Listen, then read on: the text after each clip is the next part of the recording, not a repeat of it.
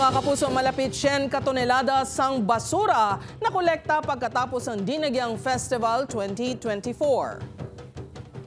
Mga puso, samtang masobra tunga sa milyon na records ang kaprisan na nagdambong sa mga nakarailaing aktibidad sa festival. Yaring balita, nga gitutukan ni Kim Salinas live ikan sa Valeria Street, Iloilo City. Kim!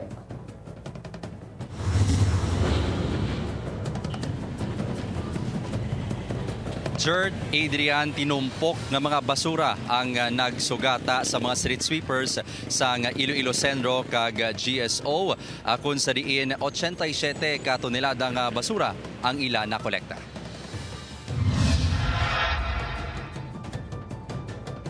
Pareho sa nagpabili niya kalipay sa mga nagtagyang, nabili naman sa mga dalanon sa syudad sang Iloilo ang nagatumpok kag nagalaptang ang mga basura. Apang kahapon, antes mag-alas 8 sang aga, talalupang doon niya daw wala lang sang dinagyang nga natabo bangod sa matinlo nga dalanon. Ginabulobanta 87 katonelada nga basura ang natipon sang Iloilo City Environment and Natural Resources kaupod sa General Services Office kag verification team subong nga Dinagyang Festival.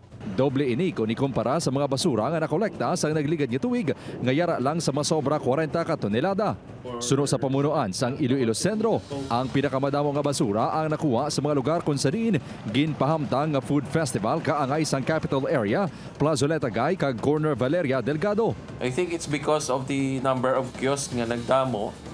At the same time, ang Saturday na ito, di ba, anong province.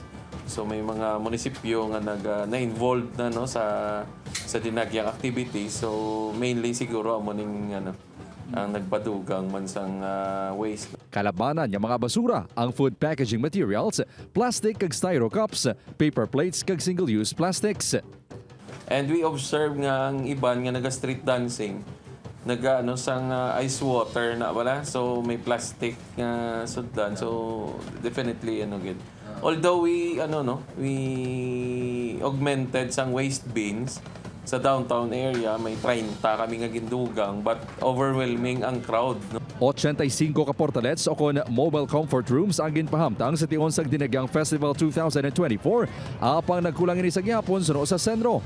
Samtang base sa records ng Iloilo City Police Office, masobra 500,000 katao ang nagtambong sa Dinagyang humalin sa opening salvo nga nakarecord sa masobra 33,000 katao. Pinakamadamo ang nagtambong sa tribes competition kag illumination nga may ginabulobanta 100,000 katao. 60,000 ang naglantaw sa kasadyaan sa Kabanwahanan. Masobra naman 62,000 katao ang na-record sa food festivals halin Enero 26 to 28. Una na nagpabutyag ang ICPO kag Iloilo City Government nga nangin madinalago ng festival apisar nga wala sang signal shutdown.